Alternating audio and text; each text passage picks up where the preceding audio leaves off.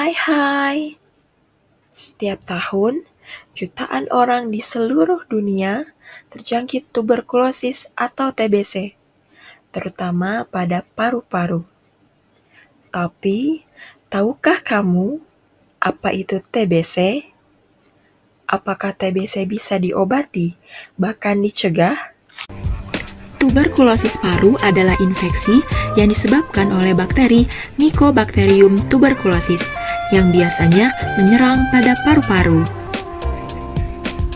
Mycobacterium tuberculosis biasanya ditularkan melalui inhalasi percikan ludah atau droplet dari satu individu ke individu lainnya dan membentuk kolonisasi di bronchiolus atau alveolus.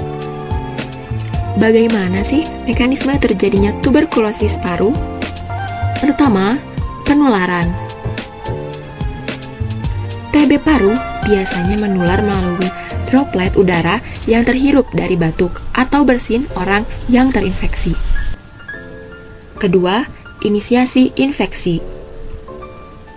Setelah terhirup, bakteri masuk ke dalam alveolus atau kantung udara kecil di paru-paru dan dapat bertahan dalam tubuh. Tubuh akan mencoba melawan infeksi dengan sistem kekebalan tubuh melalui sel-sel makrofag yang berusaha menelan dan juga menghancurkan bakteri. Ketiga, pembentukan granuloma.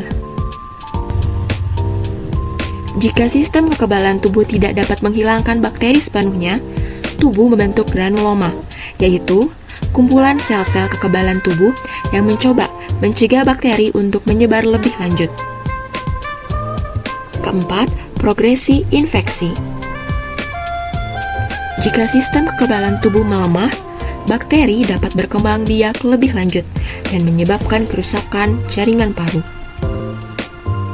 Hal inilah yang dapat mengarah pada pembentukan rongga atau lesi di paru-paru. Apa saja sih tanda-tanda dan gejala pada TBC?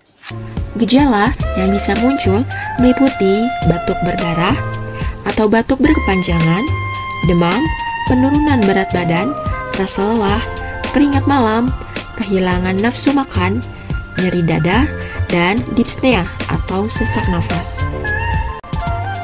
TBC bisa disembuhkan dengan obat-obatan yang tepat. Pengobatan ini berlangsung selama 6-12 bulan dan penting untuk menghabiskan seluruh dosis obat agar bakteri tidak kebal.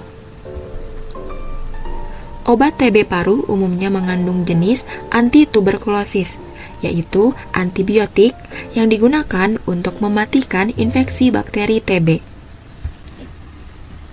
Beberapa obat TBC paru yang digunakan seperti pyrazinamide, isoniazid, streptomycin, rifampin, dan etambutol. Jika merasa berisiko, seperti memiliki kontak dekat dengan penderita TBC, dapat dilakukan tes TBC secara rutin. Fototoraks merupakan pemeriksaan radiologi standar yang dapat dilakukan. Selain itu, pemeriksaan bakteriologik atau sputum dari dahak penderita juga digunakan untuk memastikan diagnosis tuberkulosis paru. Bagaimana ya tindakan pada pencegahannya? Pertama, menjaga kebersihan dan kesehatan tubuh dengan menjaga pola hidup sehat, mengonsumsi makanan bergizi, berolahraga secara teratur, dan menghindari kebiasaan merokok. Serta tidak lupa mencuci tangan dengan sabun dan memakai masker jika batuk. Kedua, vaksin BCG. Vaksin ini biasanya diberikan kepada bayi dan anak-anak pada saat masa imunisasi sebanyak 1 kali. Yang ketiga, melakukan deteksi dini untuk orang yang berisiko tinggi, seperti mereka yang tinggal bersama penderita TB aktif. Yang keempat, mengurangi kontak dengan orang yang terinfeksi TB aktif. Dan yang terakhir, menjaga ventilasi yang baik di rumah atau tempat kerja untuk mengurangi penyebaran bakteri penyebab TB. Melalui pencegahan, deteksi dini, dan pengobatan yang tepat, kita semua bisa melawan TBC dan hidup lebih sehat.